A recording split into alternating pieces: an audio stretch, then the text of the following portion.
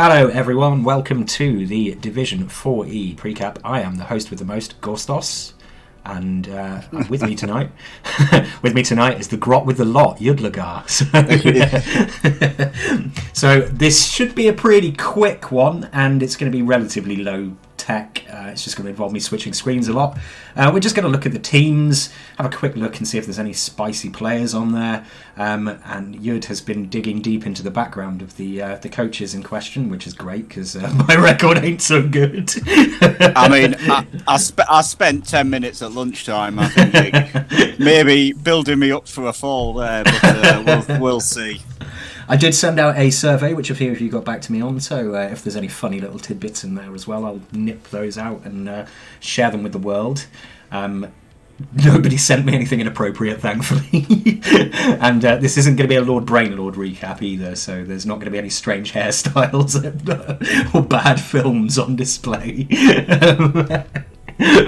But yeah, so I do believe there's actually a game taking place at the moment, which is interesting because it involves the first team we'll be talking about. So let me just bring those up. It is... You'll have to bear with me. This is the first time I've had to do this tab switching nonsense, so I'm going to have to kind of flip it back and forth. It is the Tiger Lizards, Hugh the Lizards team. FU, I'm from Hamilton, apparently. They are sitting pretty at 1620 TV with 70k in the bank, and they've been around the block a bit, I believe. Yud, would you like to furnish us with Hugh the Lizards' record? Well, I looked over. I think they were one of these. There's a few of these kind of teams in the division where they've had a bad season, they want to go. But if you dig a little deeper, they've certainly had seasons where they have done well. So I think a couple of seasons ago, season 12, the Lizards came into Division 5 and went 10-2-1, making it to the playoffs. So obviously capable. They had a season in Division 3 and then one in Division 4 where they didn't do as well with losing records in both of those. So it's certainly one where the potential is obviously there to have a strong season. For sure, and I think the thing that I noticed with them as well is, like, right from the off, just looking at the names of the players, you can tell, and if I click on previous, they've lost a lot of players. There's been a lot of dead Saurai in there. And, you know, it looks like, well, obviously lots of dead skinks because it's a Lizard Man team and that's what you'd expect to see. But, I mean, you know, you've got a Blodge Guard Saurus who died. You've got a a Block Guard Mighty Blow Saurus who died. And it's one of those ones where, you know, you can see that there's been like a shift into naming things in a really fatalistic manner. So I think it was probably a bad season there. So, you know, it goes from just like the standard ones like Ots of Ziggurat to Jimmy Not Blodge, Billy No Niggle. I'm starting naming, which is great. Nuffle Can't Kill Me, the Skink, which is really tempting fate. And then possibly my favourite, Oofy of Season, which is a fantastic name. But I mean, in terms of players, they've got 2 Strength Up Saurus, one of whom has got Mighty Blow and Guard, and one who's got Mighty Blow and Tackle. So they're going to be pretty scary players to play against, especially with that Croxigor. Croxigor lacks block, but is, you know, it looks like it's taken a while to get out of the gates. He's not been picking up all that many MVPs or anything like that. But there's a solid core to this team already. All those Saurus have block except for Oofy of Season, who is a noob. A relative noob. We should be REBBL actually as newer, but has block already, as is McNabb. So Oofy of Season is just kind of like the totem of this team, I think. I do believe they're actually playing right now, in fact. Right now.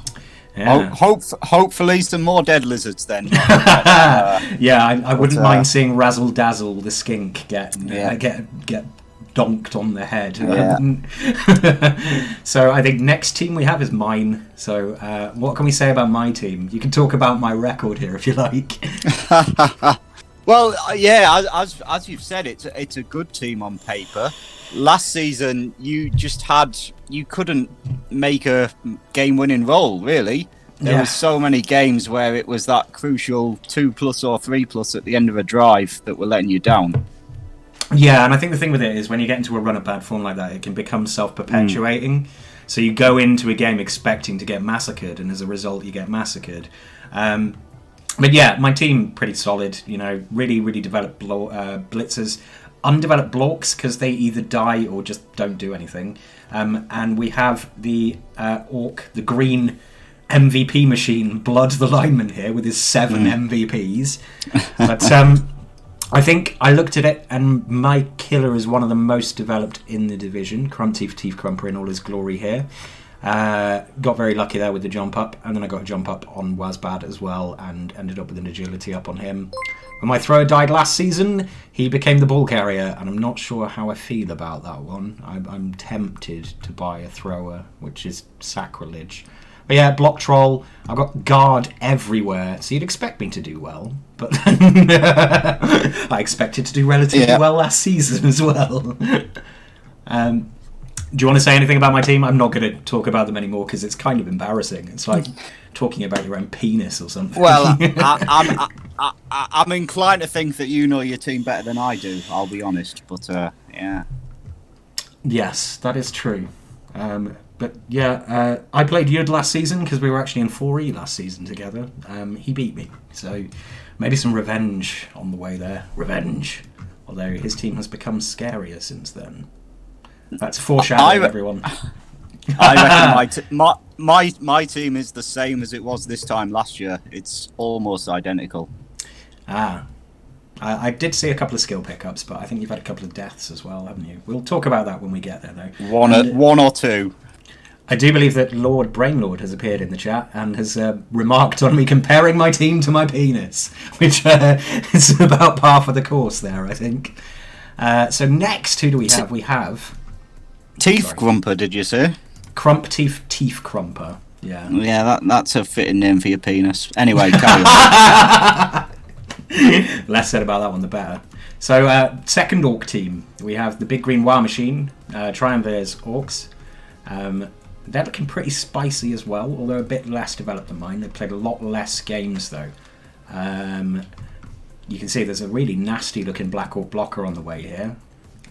We've got a Troll who is Guard, and we've got a couple of skills on the Blitzers, a bit of Guard, a bit of Tackle. There's a piling on here, so he'll be hoping for that jump up on that next roll. Pretty basic, there's not a lot to say about them, although he does have block, the crucial block on all of his Black Orcs. I wonder if that involved doing some cheeky handoffs to them when it was viable. Yeah, so what can you tell us about Triumvir and his record? So this is, I think it's the second season for this team. They went through 5G and then the training grounds. Didn't have a good showing in the first half of the season, but in the training grounds went 4-0-1. It's hard to know how much you can put into the performances in the training grounds. I know when I played in them, it was a little bit, well, I don't really care about winning. I'm just trying to develop my team. But if you're winning all the games, there must be something there. Maybe that's where we got the blocks on the Black Orcs. But Indeed. it'll become apparent quickly, I guess, how they're faring in this division. Yeah, I think if they can get through the kind of horrible mighty blow piling on claw teams without taking too much damage, they can develop pretty well. And I mean, who knows, we could be looking at the second coming of Luke Lazy here, and Luke Lazy from our division, he came in with a really underdeveloped in comparison orc team and ended up making a really deep run, and now he's in 2B. So it's doable. Any team on their day can have their day. And I think both this team and the Lizards potentially are going to get stronger as the season goes on, really. It may be a better team to face early on, perhaps. Yeah, for sure, I'd agree with that. And I think the other thing with it is, again, how they can kind of mitigate getting through those kind of... my Orcs have got some pretty nasty players. There's a couple of nasty players on your team. There's certainly some really horrible wolves floating around this division. So getting past those, and of course we've got Chaos and Chorfs in here as well. So getting past those is key.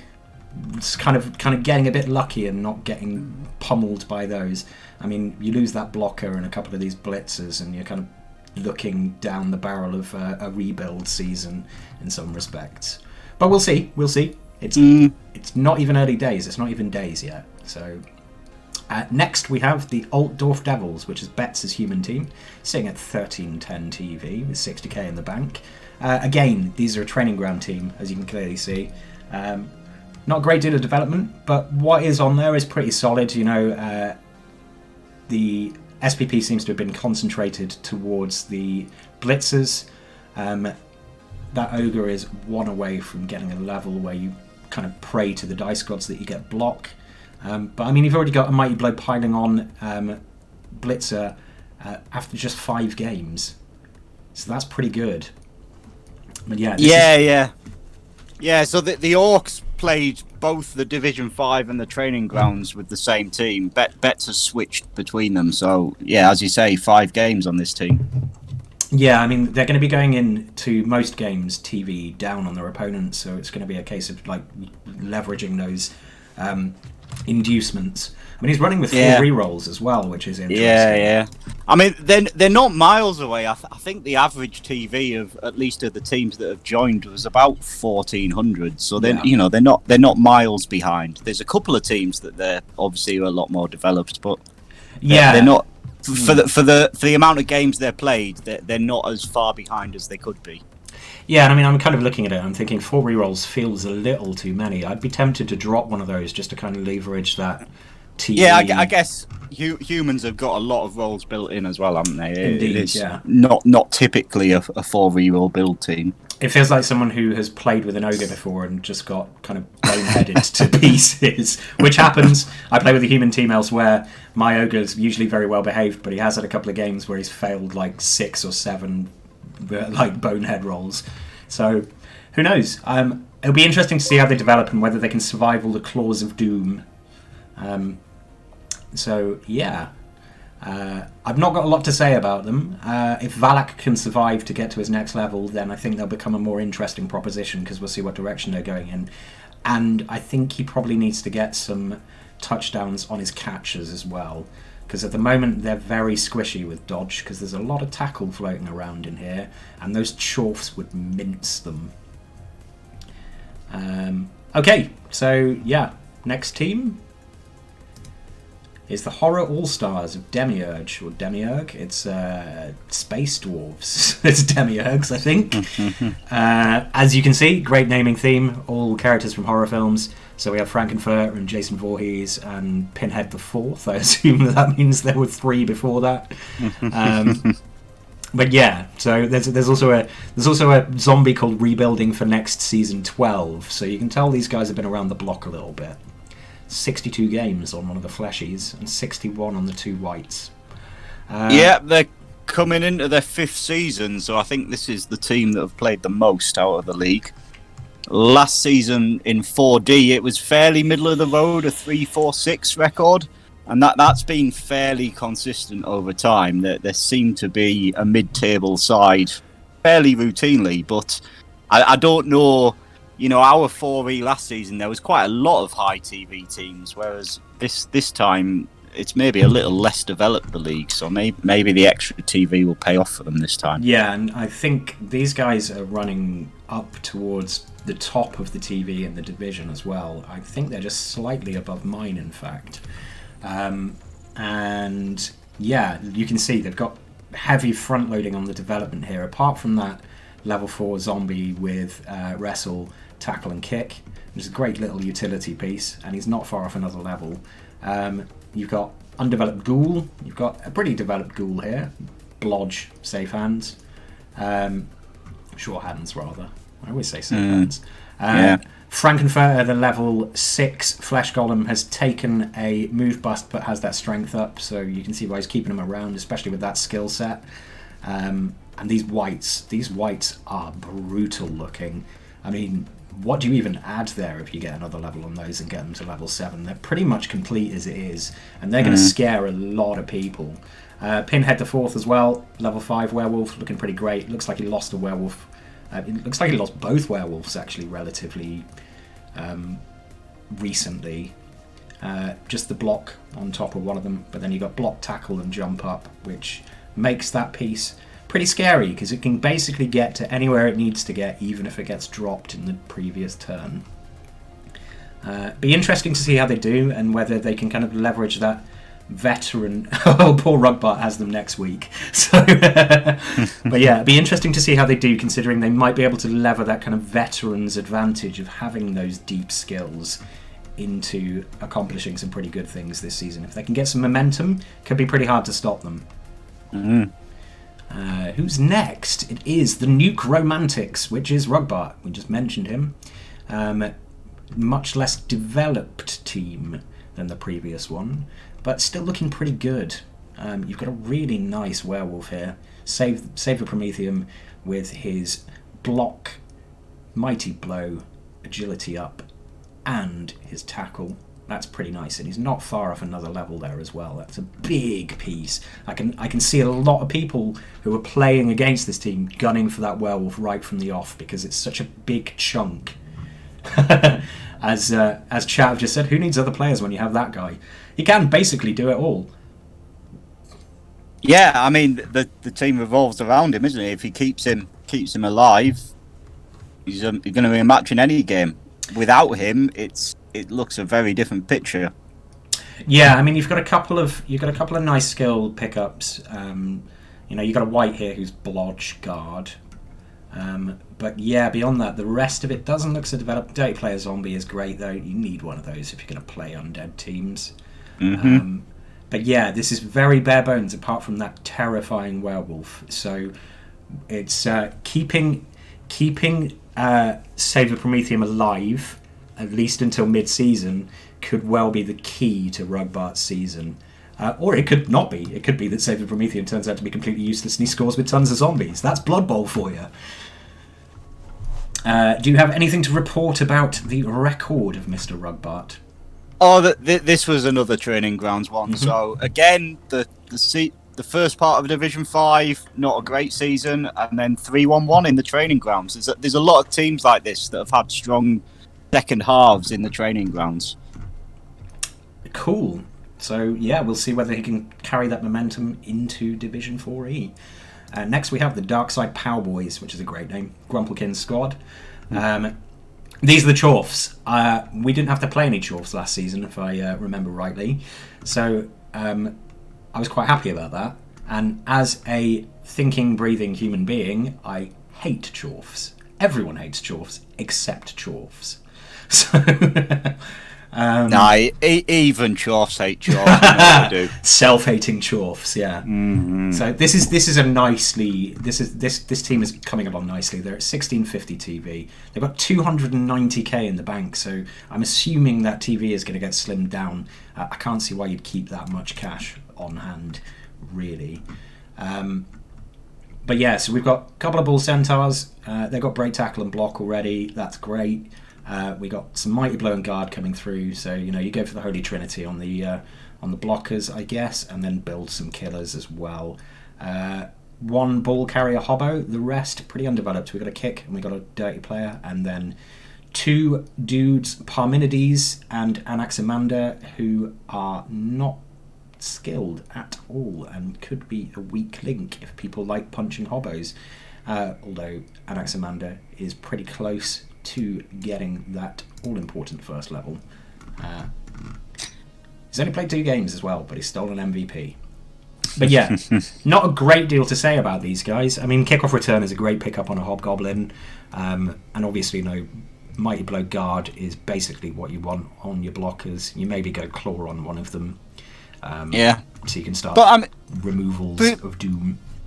Presumably he's been carrying on the Hobgoblin, so I think he's done quite well to level the Bulls as much as he has, really, I think. Yeah, absolutely. I suspect there may have been a couple of handoffs in there somewhere. Yeah. Let's see if there's any touch. He's been carrying on the Centaurs. 3 touchdowns on one, 4 on the other. And they got some lucky Casrolls in there as well. So, yeah, seems to be the way to go with that. Hand off to those Bull Centaurs and hope like hell that they catch them. Rugbart says that he got wrecked early and lost some key players previously. We talked about his team already, and he says it looks like that will be the story this season too. So spoilers maybe for the game in progress. We might jump over there and have a quick look-see a bit later on. Right, so yeah, I think if he can keep getting those touchdowns with those Bull Centaurs, this team could run away in terms of development, especially if these mighty blows start coming good, get removals, and he can get that killer developed. Presumably it's going to be Frank Ramsey, but we'll see. He may just decide to go guard on that one as well. There's a couple who are pretty close to levelling up. And given the skill set that they come with, it's not really that much of a stretch to go, I'll give them Claw instead of a Mighty Blow for the first skill, if you are starting to killer from there. But yeah, Socrates the Hobgoblin, again, I think is going to be a target for a lot of coaches. He is not as squishy as he could be, but he is pretty squishy. He's only got block.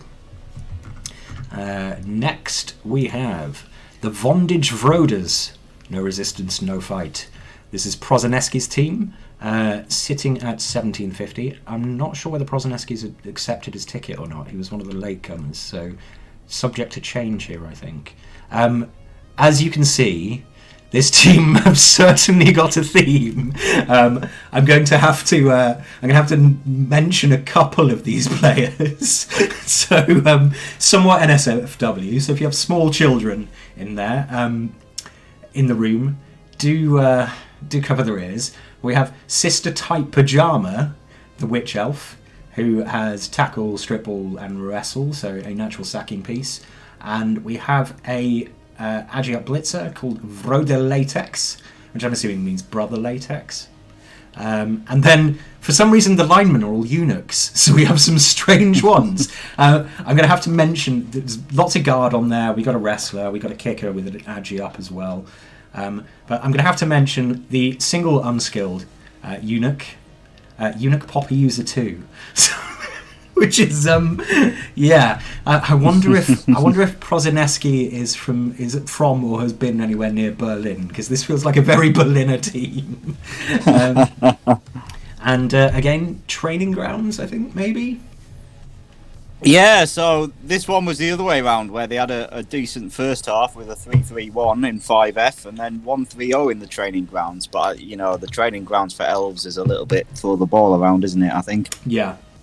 It's kind of I'm just going to farm some SPP and I don't really care. But so, yeah, I mean, I guess there's 3 Dark Elf teams this season, which one of my worst matchups, I think, so I'm joyed by that. But this one probably is the least developed of the 3, at least of the ones that I looked at.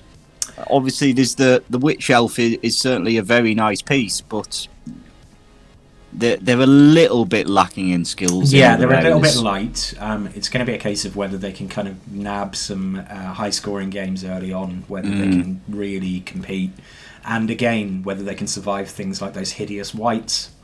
So it's been about 20 minutes, Kungsion. Thanks for joining us. And yeah, so we're doing the thing. It will be available on VOD on my Twitch, and eventually, when I get round to uploading everything, on my YouTube channel as well. I'll spam a link on that into the Discord at some point. We haven't got to yours yet. I guess he might be next. I do believe he might be. We are just going down the list. So, cheese and cake. It's Kungsion's team. They have the worst thrower ever. They're playing at 1460 TV for my game against them on Saturday, with 130k in the bank. So I would assume that will get slimmed down a little bit. Actual TV is 1550 because they are down a gutter runner. Unfortunately for me, it's not the 2 natty 1-turners. Or near natty 1-turners. So yeah, it's a pretty standard Skaven team without the Roger, which I approve of. I also should say I approve of the Chorf team not having a Minotaur because they're terrible players. But yeah, so Kriaravicci, Wiz, Ultravicci, all pretty decent gutter runners. And that's in 15 games as well. You got a level 5 and 2 level 4s in 15 games, so he's obviously doing something right there. 2 move ups.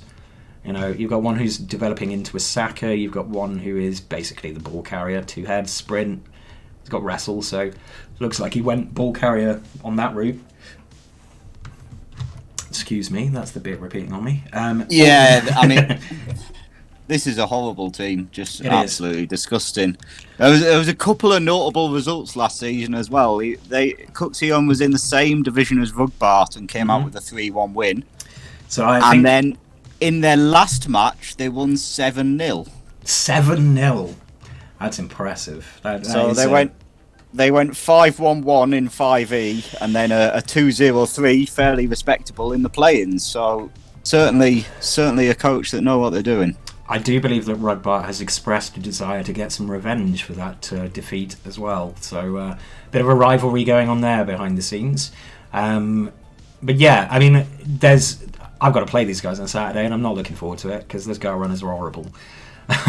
And yeah, apparently Krirovici scored 4 or 5 in that 7-0, so it's a lot of touchdowns. Yeah, 17 touchdowns just on Krirovici. I'm not sure I scored 17 touchdowns with all of my 45 games. Yeah, so you've got a couple of blitzers who are coming through fairly slowly. Right, I'd say fairly slowly. It's still only 16 games in. Rather lethal. MVP away from getting another skill. You'd expect to see piling on there, maybe. And apparently, Thannibal Nibbler has a skill to take, so I guess we'll see what that is on Saturday when I face him. Agi up on one of the linemen, which is a pain. Kick, which is all important for Skaven teams. That thrower is pretty decent looking, but apparently is the worst thrower in the world. So, I mean, yeah, it's a little bit questionable. A questionable thrower. Yeah, I'm not sure why I might have skipped the move up on that one and just gone for block or something, maybe dodge if I was lucky enough. Just because that thing is it's basically got a giant target painted on it, is what it is. So yeah, interesting choices there. We'll see interesting choices, Cotton. We'll see how they work out. Yeah, I'm not looking forward to this one. Yeah. No, I think this team will beat me 7-0 this season. But I think I might just try and do some damage and hope for the best. If you kill gutter runners, you're going to make a lot of people very happy. So. Yeah. I'm already given the taking the loss on this one already. I'm just going for. Because, of course, in the Goblin Town, we have our own side competition where whoever kills the most players wins. So there's always that to play for. Indeed. So next we have Malekith's Kink, another saucy Dark Elf team. This is Montaigne Blitz, who I play with in another league, actually, and have played a couple of times. You smell good, baby, is a semi-disturbing slogan for your team. Playing at 1640. Again, I think Montaigne hasn't actually accepted his ticket yet, but I'd very much expect him to. He may well have done by the time of me casting this, in fact. Again, there's some slightly NSFW names in here, Hairy Mary and Thunder Thighs, but, well, who's counting? Compared to, Eunuch Popper's User 2, that's pretty tame. Some nicely developed pieces on here. A few more games played than the other Dark Elf team. You've got a move-up blitzer with sidestep and sprint. You've got a really developed witch who is basically a ball-sacking machine. That's just horrible. You've got leap, strip ball, increased agility, and block on there. I mean, well, yeah, okay, you can argue that wrestle might have been a better option than block, but it's getting there. You've got a rookie Witch Elf, though, so it looks like they lost a Witch Elf end of last season. Bennett's a £9 note is starting to get those SPP in on development, and you've got Robo-Delph as well, who looks like he's going to be turning into a sort of secondary utility dodgy player. Conspicuous by its lack, no guard. So not getting the doubles there. What can you tell us about Montaigne Blitz's record, Yud? Oh, this was I think this might be season 3, so they've been in, well, must be more than that, but they've been in 4B and 4F in the last couple and have gone basically mid-table performance, 5-2-6 and 5-1-7. So, again, another kind of solid mid-table team, but I suspect that Witch Elf has maybe become a lot better recently. It looks like those later levels have made the difference, and that piece really makes a difference to how this team plays, I think. So potentially there's scope for improvement this season. Yeah, and I think the other thing to note here as well is if you look at games played, Death Breath has played 43 games. There's nobody who's played anything close to that, with the exception of Harry Mary, who's within sort of 10.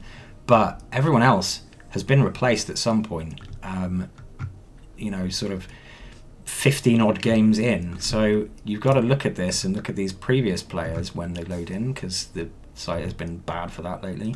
There's a lot of dead players in there, a lot of sacked players in there.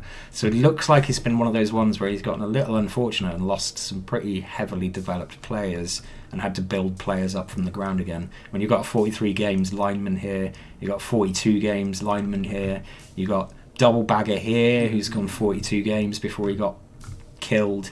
So it looks like there's been quite a bit of death here. So this could well prove to be a rebuilding season for Montaigne, and he'll just hope that he can avoid all that horrible claw and stuff kicking about. Could go well for them. If they lose Harry, Mary and Death Breath, though, I think they're going to really struggle. And I can see those two being a bit of a target. I mean, everyone hates AG5 witches, so... Yeah. I mean, my game plan is Bolt the Witch turn 1, I think. So. I could see a fair few people looking at it and going, well, I've got a Lightning Bolt, I might as well. Yeah. So next we have the Byzantine Bashers. Toast Debates team. I think this might be the other one that hasn't yet accepted their ticket, or hadn't up until yesterday, which is when I last checked. They have a very interesting team theme here, and are pretty standard down the line Chaos team at the moment. A couple of interesting picks here and there, but nothing too surprising. You already got 2 pretty developed kickers and a third one coming along. That strength up one is pretty nasty. I would expect to see Claw pop out on him pretty soon. But, Killer Warrior, you got another Killer Warrior, you've got a very killer Beastman with tackle. This is an interesting one. He's got a wrestle, tackle, 2 heads piece, so that's definitely being built into his Saka. Pretty nice straight down the line Chaos team. The only one that I'm like about is he's gone. This Saka piece is interesting. I think he's probably going to hold out for a double and put dodge on that just to make it even worse, possibly even leap. You've got a natural ball carrier here, Blodge, sure hands. It's got all the tools. The only problem with that is that natural ball carrier is carrying an armor bust, so could be a target. And he's carrying a couple of injuries over, so he's going to be playing slightly TV down. Easily the highest TV in the division, I think, but a part of that is made up by that 190k he's got in cash sitting in the bank. So might see that slim down a little bit. What can you tell us about Toast Debate's record? So this is one of the teams that's come down from Division 3, but I think all 3 of those at some point have had a good season. So the first season in Div 5 was 139, but Baby Chaos, everyone loves playing Baby Chaos, so yeah. But then in Division 4 they went 7-2-4 and won the first couple of games in the Challengers Cup after that. So clearly they can have a good season. Division 3 they struggled and went 2-2-9. Looking at the team, as you say, they have all the tools. Outside of the kill pieces, there's maybe not a lot of redundancy. So, if they get the removals in games, they will do very well in this division, I think. Yeah, and I mean, because of that lack of redundancy, it could well be that this could be a bit of a glass cannon team in that they'll hit you really hard, but if you hit them back, they may collapse. So it's going to be an interesting one. It's definitely going to be an interesting season from them, I think. But yeah, I can see Varangian Guard being a bit of a target with that armor bust. I can see there's a few teams in there, one of whom we shall not mention right now, who will foul the shit out of some of these players. Yeah, I mean, you're not going to be short of tasty things to blitz, are you? There's good options everywhere on that team. Yeah, and I think the only saving grace there is that he does have a fair bit of guard coming through now, so it's going to be a bit easier to maybe make those blitzes a little tougher, but whether he overextends himself or not, we will have to wait and see. So next we have Le Fleur, who are the team who were promoted up from minors. I have a little bit of experience with these because they were in the division of my mentee in college. They're scary. Scary Dark Elf team, Rico's Dark Elves, named after diseases with a bit of a French twist. Very undeveloped linemen, but those positionals are coming through really nasty. You're getting those stat ups. You've got a strength up blitzer. You've got, some really, really good-looking pieces coming through. Considering they're only about 24 games into their career as well, these witches, getting stat ups on both your witches is just wrong. And I hope they die, Rico. I hope they die. I hope they die, and you're really sad about it, okay? Okay, there, I said it. Yeah, this is the team I have week 1, and as I say, I'm a big fan of bolting witches on turn 1. Yeah. So that's it's hard to pick which one though, isn't it? Which one? But yeah. I think this team went unbeaten in both college and minor seasons. They did. I they think got they through to the went playoffs in both, and then they got beaten in the playoffs. Yeah, 6-3-0 in both of the regular seasons. So you would think capable of making the step up quite comfortably. I would also caution anyone who's listening to this who's thinking, oh, well, they just got promoted from minors, they're going to be easy meat, to think again on that one. I've seen Rico play. He's very, very competent, and I think he's going to make a deep run here. Given I don't really have any experience with most of the coaches in this division, I'm not going to be making predictions, but I would suggest that you keep an eye on this guy. That sounds a lot like a prediction for somebody who's not making predictions. Well, I'm not making any predictions about where he'll end up. I'm just saying that I think anyone who underestimates Rico is probably in for a bad time. Yeah. Okay, so we are on Umweltschützerinnen, which I am reliably informed by Google means environmentalists. This is JCAN's team. Amazons. We don't see a massive amount of Amazons in majors, really, because they tend to fall apart when you get a bit further in. And as you can see from the numbers of games played here, we've got a player who's played 57 games, a player who's played 54 games, and then everyone else has played less than 20. And in most cases, not even cracked 15 yet. So this is a team that has gone through some significant rebuilding. What can you tell us about JCAN? Again, one of the Division 3 teams had a very bad season, 1-3-9 last time round. But if you go back a little further, they had a Div 4 run of 7-4-2 and made the Challengers Cup. So again, these teams that have come down from above, they have done well at this level previously. Indeed, yeah. So where these girls are concerned, I nearly said guys, you can see they have gone through a lot of players. And they've lost some really, really well-developed pieces. You got level 6s, level 6, level 6, level 4s, level 5s, level 5s. He's probably running out of environmentalists to call them. Yes. By this point. And I think potentially there's enough tackle in this division that it may well be the same story again. I think this is one of those ones where a lot of we're going to have a look at the running order for the teams in a minute, but I think a lot of this season is going to depend on where the Chaos Dwarves are in this division for him, in terms of what week he plays them and how much damage they do. Because if it's last game of the season, then he could make a really deep run and then end up with no team. If it's really early days, he might lose a bunch of players who aren't really that developed and it's not really that big a deal and doesn't change the makeup too much. Or he could just get away scot-free. It's one of those ones. We're going to be watching that game pretty closely, I think, because it could well decide the season if those casualty lists are anything to go by. Which they probably are, because that's a lot of dead Amazons. So we're down to our final team. You are the last one in the list. This wasn't intentional, Yud. Fear of a Goblin Planet. I played this bunch of tiny bastards last season. There's a couple I think who've changed. I seem to remember Zibshag being there, though. Your very nicely developed doubles Goblin. But yeah, 1250 TV, 150k in the bank as well, so a bit of chump change there. Take away to a team. This is about the same as what I had last season. Obviously, I just had the Agi 4, not the strength up.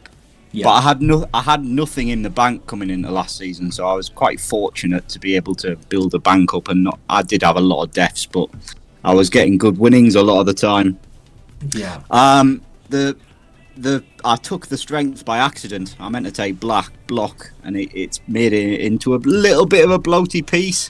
I couldn't quite bring myself to sack him, but he may be a bit of a glass cannon until he dies, that piece. But we'll see. For sure. I mean, it's possible though that strength 3 will save you. Turn a draw into a victory or something at some point, and it will kind of justify it. Maybe indeed, yes. I seem to recall you having a better loony than that. What happened to your loony? Well, I don't like developed loonies. I fire them when they get a level. Yeah. Fair enough. You are the king of the inducement goblins. Your record in Stunty Cups kind of speaks for itself. But yes, so again, it's difficult talking about someone's team with them. I don't want to ask you anything like, how are you going to develop this team? Because that just gives everyone else clues. No, I mean, you can probably see through this that I take sidestep as a first level and I kill them. I fire them when I have the money. Yeah, I'd like a wrestle goblin, and then the team's pretty much complete from my view. You're not far off that either. You've got Golf Kit, you've got Tug Crag, and Toughnit, who are one away from getting that wrestle. And then, yeah, that's your team. That's how they work. Pretty nice getting block on that troll, though. Splenrot is a good lad. So how are you feeling about this season? Are you feeling like it's a tougher group than last season, or do you think you're going to do well? Yes. No, I'm stronger against Bash than I am against Agi, and there are more horrible agility teams with Sackers and whatnot in the makeup this time than there was last season. I think I will perhaps do slightly worse, but we'll see. We'll see how we get on. At least we don't have to play Trunkhead again, though. All right, so that's all the teams. We're now going to take a quick look at the running order for the games. So we'll look at next week. I'm not going to talk about the games weeks beyond that. We'll look at that when we're actually talking about specific teams in future recaps. So here we go. We have the Bondage Roaders versus the Byzantines, who have not yet accepted their ticket according to this. So this is actually an admin game because neither of these teams have shown up just yet. We have the Old Dwarf Devils, that's the human team, versus the Horror All-Stars, which is one of the Necra teams. The Darkside Powboys versus the Environmentalists. I'm not trying to pronounce that German word again. Big Green War Machine versus Malekith Kink. I think this is kind of a lucky one for both of them in some respects because they're both semi-underdeveloped. Cheese and Cake versus the Soul Touchers. I'm really not looking forward to that. The Nuke Romantics versus the Tiger Lizards, which I believe may in fact be taking place right now. And Le Fleur versus Fear of a Goblin Planet, which we have mentioned a couple of times and you are not particularly looking forward to either. In terms of the game that I would be most interested in the outcome of, I think it's actually the one that's going on right now, Nuke Romantics versus the Tiger Lizards. I think that's the one that's going to be the most... I can't really see it going either way, just from looking at it. I don't have a definite favourite for it. There's a couple of nasty looking draws in there, but Darkside Powboys versus the Environmentalists. I don't really think you want a Chaos team when you're an Amazon team for your first game of the season. A Chorfs, yeah, it's the Chorfs. Sorry, the Chorfs are the Darkside Powboys. I was thinking of the Byzantines, who are the Chaos team. So, first game of the season, and you pick the Chorf team. You get the Chorf team as the Amazons. That one could well decide the Amazon season. So we will be talking about that later. Just as a quick kind of talking about things that are happening later reminder, if something really cool happens in your game, send me a little ping in the recap channel and let me know what sort of turn it happened so I can go in and clip that out using my very fancy software and then play it during the recaps. It kind of is the perfect time to play them first thing in the season, but it's also not, because if you lose all your really nice players, then you're stuck with just rookies. And there's a lot of tackles still hanging around in this division. Sorry, as I was saying, about the whole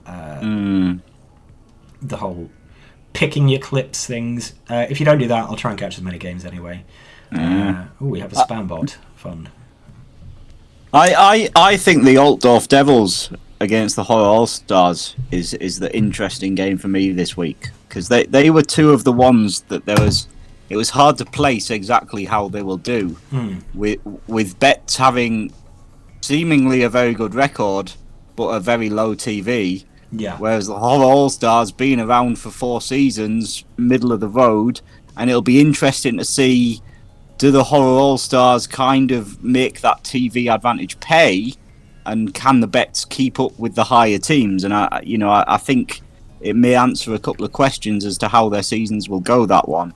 A lot of the other ones, I think, are a little bit mismatchy in a lot of ways, and maybe you can't glean as much from them. For sure, yeah. And I think there's going to be a little bit of ring rust as well involved, so there might be a few people who are a little bit slow out the starting blocks, especially if they didn't play in the preseason or haven't really been playing much Blood Bowl lately. Hopefully the Bondage Roaders and the Byzantine Bashers do show up, although I know there's probably a few coaches who would be quite happy if especially the Byzantine Bashers don't, and we end up with some replacement team instead. I'm quite interested in your game, I'm going to be honest. I'd like to see how Rico performs in the big leagues. You were my first opponent last season. It didn't go well for me, so maybe you can improve on my record. I think that's about it. I don't think there's anything else we really want to cover.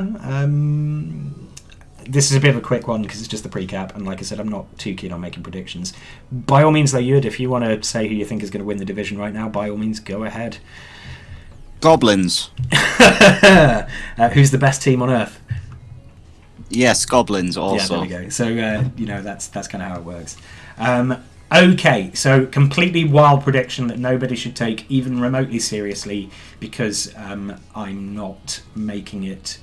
I'm making it just purely on instinct right now. I think the Horror All-Stars will finish top 3. There you go. You can come back and bite me on the arse with that one at the end. So I think that's about it. That's about all we're going to cover today. Thank you all for joining me. I am going to be doing some behind the scenes work to try and make things a bit more visually interesting next time round. Maybe try to find some suitable intro music and putting together a little intro package or something. We'll see. Just some stuff being punched and then a big 4E thing at the end. Any suggestions for anything that you want to see during these recaps or whatever? Let me know. My DM box is always open. You can find me in the server. And that's about it. So thank you very much to Yudlugar for coming and riding shotgun with me today. Very much appreciated, my friend. Good time to take a big gulp of beer, wasn't it? Yes. Cheers. Nice one. So if you want to sit in the seat that Yudlugar is virtually sitting in right now, just drop me a message. Don't all rush in at once, because I think 2 is probably the optimum for this. There are a lot of weeks to go, so there's plenty of room for you all. I will catch you all on the flip side. So good luck with your games. Good luck with your games, and try not to have your entire team die, yeah? It's goodbye from me, and it's goodbye from Yud. Yeah, goodbye. Toodaloo! Alright, that is the stream done, and we are